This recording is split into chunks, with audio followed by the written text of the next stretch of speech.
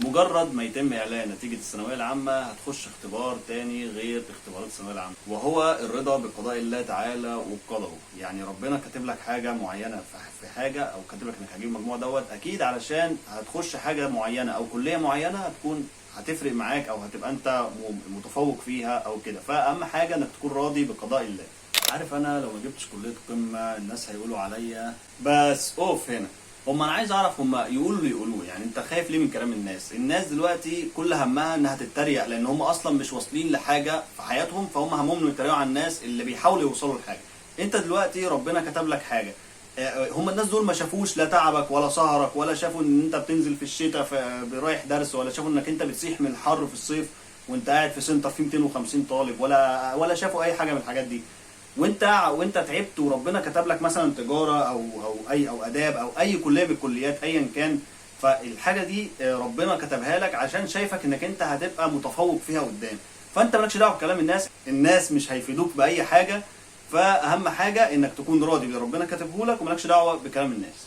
عايز اقول لك ان في سنه 2023 كان نسبه النجاح في كليه طب سوهاج الفرقه الاولى كانت 35%. ده معناها ايه؟ معناها ان الناس كتير ما نجحتش. ليه؟ لان اصلا الناس دي كانت دخلت كليه طب في السنه دي عن طريق ان هم كانوا في سوهاج غشوا، كان يعني اغلب الناس كانت بتغش، فالنجاح كان عالي جدا فدخلوا كليه طب.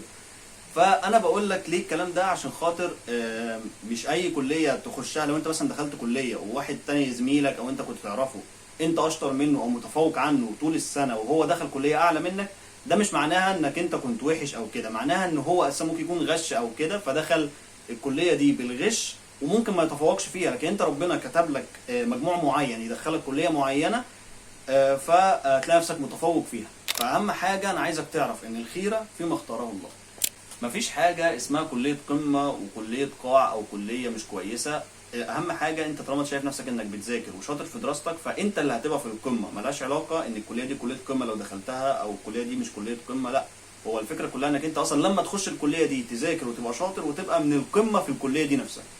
انا عايزك بقى اهم حاجه بعد ما النتيجه تظهر او بعد ظهور النتيجه، يعني اهم حاجه انك تبعد خالص عن السوشيال ميديا، او انك ما تفتحش فيسبوك مثلا او حاجه او اي منصه، لان انت هتلاقي ناس كتير عشان الريتش منزلين يتريقوا يقول لك ده ما اعرفش جاب كام، واللي يتكلم عن الكليه الفلانيه وحشه، او يتكلم عن مش عارف ايه، او الشعبه مثلا الفلانيه درجاتها وحشه وتريقه بقى للصبح. فانت ابعد خالص بعيد عنهم، اللي ربنا كاتبه لك هو هيبقى خير ليك.